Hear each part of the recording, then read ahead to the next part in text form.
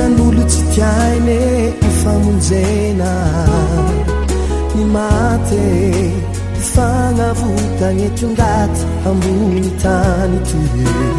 izy niaritsikapoke niaratsejale nofatsia tame hazo fijalia ty ainy tsy misy heloke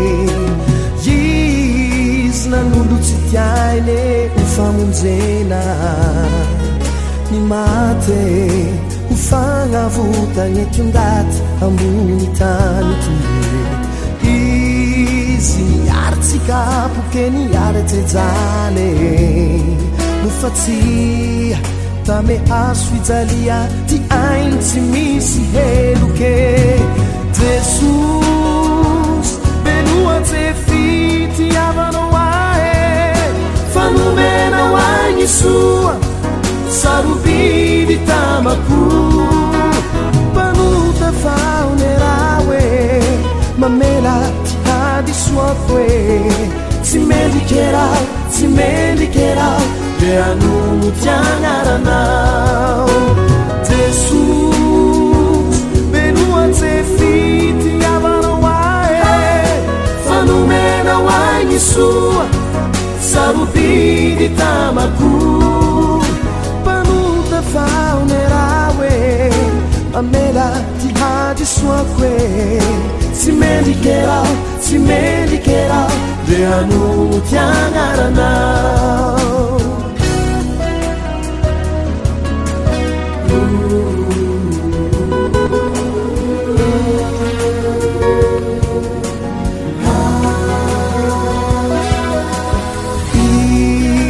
nandatsake ty lione tao kalvary e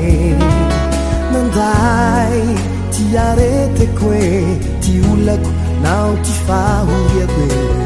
e izy niaritsikapoke niaratsejale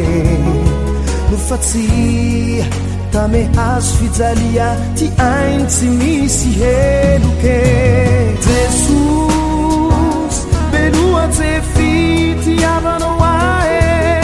fanomena hoagny soa sarobidy tamako panota faonerawe mamela ty hady soako e tsy mendikerao de anomo ty agnaranao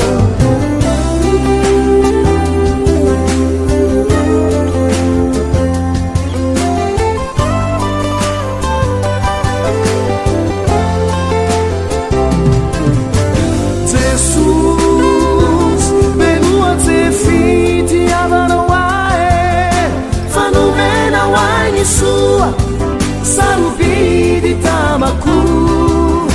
panota faonerawe mamela ty hady soako e tsy mendikerao de anomo ty agnaranao Jesus beloatse fitiavanao ae fanomena hoagny soa sarobidy tamako panota faonerawe mamela ty hady soako e tsy mendikerao de anomo ty agnaranao tsy mendikerao